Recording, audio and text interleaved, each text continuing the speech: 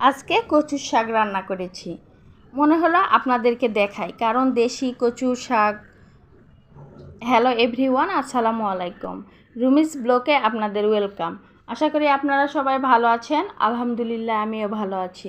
তো এই যে দেখতে পাচ্ছেন, এগুলো দেশি কচুর শাক, বাড়ি থেকে আম্মু পাঠিয়েছে।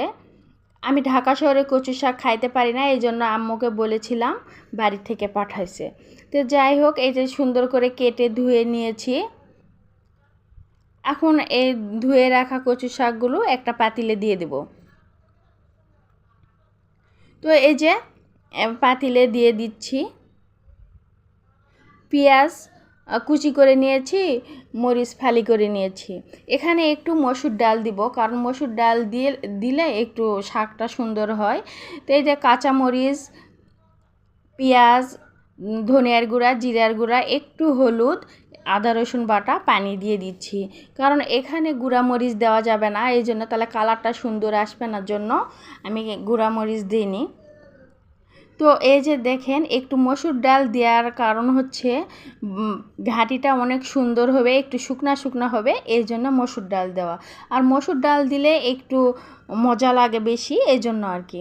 আপনারা চাইলে এভাবে রান্না করতে পারেন, করে খেয়ে দেখতে পারেন। সবাই তো এভাবে রান্না করে না, তো আমি একটু নতুনভাবে রান্না করলাম। তো এই যে আমি একটু ঘাটাঘুটার কাজও হয়ে গেছে, পেঁয়াজ রসুন কুচি করে নিয়েছি, এলে আবার বাগার দেব। তো যাই হোক, এই যে এখানে একটু হয়ে যাচ্ছে পেঁয়াজগুলো, তেজপাতা দিয়েছি এবং 5 ফোড়ন দিয়ে দিচ্ছি। এখন এগুলো দিয়ে বাগার দেব।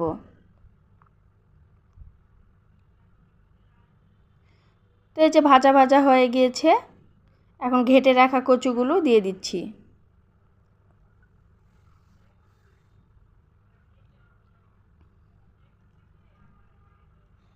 এই যে এখন দিয়ে দিচ্ছি।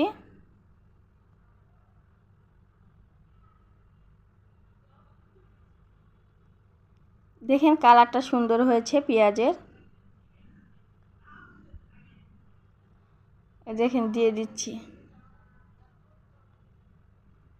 দেখেন রান্নাটা কেমনভাবে হচ্ছে।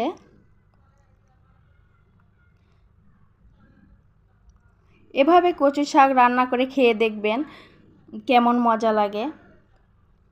আসলে কেমন মজা হয়েছে অবশ্যই আমাকে কমেন্ট করে জানাবেন। আর প্লিজ আমার এই ভিডিওটি যদি ভালো লেগে থাকে, লাইক কমেন্ট সাবস্ক্রাইব করবেন, আর লাইক ফলো দিয়ে সাথে থাকবেন, আর বেশি বেশি কমেন্ট করবেন। কে কোথা থেকে কমেন্ট করতেছেন একটু প্লিজ বলে দিবেন। আর আমার কথাগুলো যদি ভালো লাগে তাহলেও প্লিজ কমেন্ট করবেন, কারণ এত শুদ্ধভাবে এত সুন্দরভাবে তো কথা বলতে পারি না। তো যাই হোক, যদি কথা ভালো লেগে থাকে লাইক কমেন্ট সাবস্ক্রাইব করবেন। আল্লাহ হাফেজ।